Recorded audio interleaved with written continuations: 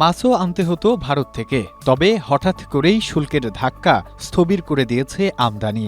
যেখানে প্রতি কেজি মিঠা পানির মাছ আমদানিতে শুল্ক দিতে হতো ৮৬ টাকা ১০ পয়সা, এখন তা বেড়ে দাঁড়িয়েছে ১৩১ টাকা ৬০ পয়সায়।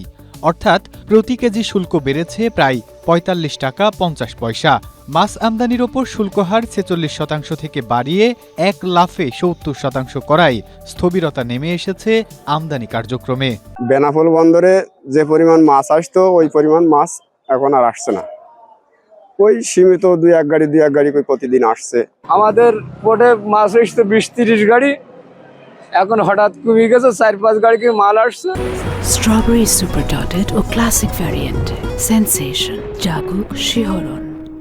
এ অবস্থায় ব্যবসা গুটিয়ে নেওয়ার কথা ভাবছেন আমদানিকারকরা। তারা বলছেন, ভারতীয় মাছের দেশে ব্যাপক চাহিদা থাকলেও শুল্কহার দ্রুত পুনর্বিবেচনা না করলে আমদানি আরও কমে যাবে, যার সরাসরি প্রভাব পড়বে সরকারের রাজস্ব আদায়ে।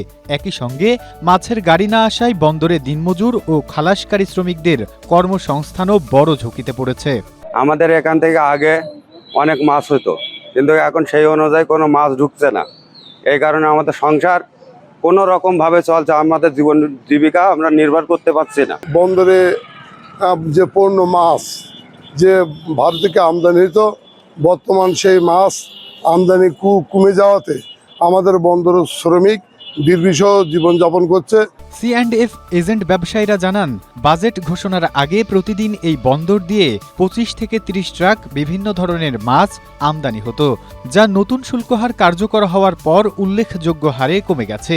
বেনাপোল স্থল বন্দরের মাধ্যমে অথবা বেনাপোল কাস্টমসের মাধ্যমে যে পরিমাণ মাছ আমদানি হতো তুলনামূলকভাবে অনেক কমে গেছে।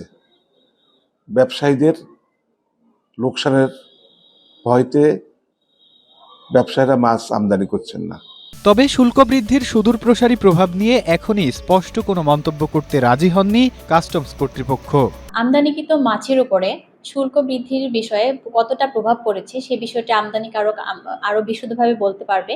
তবে গত অর্থ বছরে এই দপ্তর দিয়ে মোট ১,১৬,৭০,০০০ টন সুইট ফিশ আমদানি হয়েছে এবং সি ফিশ আমদানি হয়েছে ৭৪,৮১,০০০ টন। ব্যবসায়ীদের দাবি, নতুন এই শুল্কহার দ্রুত পুনর্বিবেচনা করা না হলে বড় ধরনের রাজস্ব হারাবে সরকার। Desk report, Asia post.